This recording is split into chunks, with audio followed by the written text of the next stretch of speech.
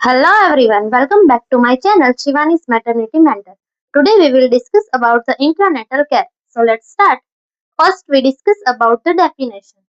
It is refers to the care provided to the woman from the onset of the true labor until the delivery of the baby and the placenta.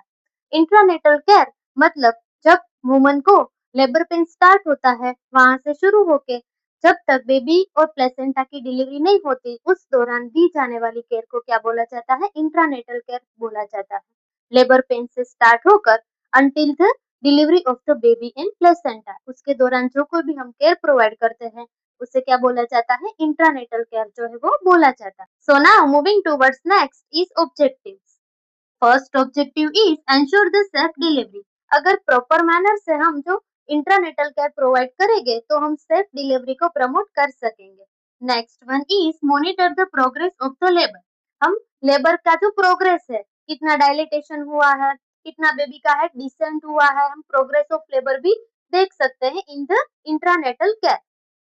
Next one is detect and manage the complication अगर कोई complications है अगर any kind of abnormalities है तो हम early stage में उसे identify कर सकते हैं next one is prevent maternal and neonatal complication अगर कोई नियोनेट्स के अकॉर्डिंग या फिर कोई मैटरनल कॉम्प्लिकेशन है तो हमें उसे भी अर्ली स्टेज में इंट्रानेटल फेज में हम क्या कर सकते हैं डायग्नोस और ट्रीटमेंट कर सकते हैं next one is provide psychological and emotional and physical support to the mother intranatal care में हम वुमन को psychological support birth preparedness as well as mental and emotional support provide करते हैं now moving towards next is nursing management हमें labour के stage के according देखना है as you all know labour के कितने स्टेज होते हैं there are 4 stage of labour first stage में fully dilatation of cervix and regular arithmetic contraction first stage में एज ए नर्स हमें क्या ध्यान रखना है मदर एंड बेबी दोनों के हमें वाइटल्स असेस करने हैं दोनों के पैरामीटर्स असेस करने हैं पार्टोग्राफ शीट मेंटेन करना है as well as any kind of abnormalities और any kind of defect seen होती है तो हमें इमीडिएटली डॉक्टर को रिफर करना है then next one is second stage of labour में क्या होता है बेबी की डिलीवरी होती है उस दौरान एज अ नर्स हमें मदर को प्रिपेयर करना है for the maternal pushing effort उसे बोलना है कि एक्सेसिव जो है वो बियरिंग डाउन एफर्ट्स करे उसमें हमें मदर को क्या करना है असिस्ट करना है as a nurse next one is third stage of labour में क्या होता है delivery of the placenta and its membrane placenta और उसकी मेम्ब्रेन का क्या होता है डिलीवरी होता है देन एज अ नर्स हमें क्या करना है जब प्लेसेंटा डिलीवर हो जाता है अगर नहीं होता है तो हमें सीसीटी कंट्रोल कोड ट्रैक्शन करना है जिसमें वन हैंड एब्डोमेन पर और सेकंड हैंड से आर्टरी फोर्सेप्स से जो अम्बिलिकल कोड होती है उसे नेगेटिव प्रेशर अप्लाई करके बाहर की तरफ रिमूव करना होता है जिसे क्या बोला जाता है सीसीटी कंट्रोल कोड ट्रैक्शन और जब प्लेसेंटा की डिलीवरी हो जाती है तब एज ए नर्स हमें क्या करना है उसकी कंप्लीटनेस चेक करना है कलर चेक करना है size shape and most important cotyledons जो प्लेसेंटा के ऊपर जो लोब्स होते हैं उसे क्या बोला जाता है कोटलीलेडोन्स जो है वो बोला जाता है there are 15 to 20 lobes present if any single lobe retain inside the uterine cavity there may be chance of PPH postpartum hemorrhage तो एज अ नर्स हमें इन चीजों का जो है वो लेबर के स्टेजेस अकॉर्डिंग क्या रखना है ध्यान रखना है now moving towards next is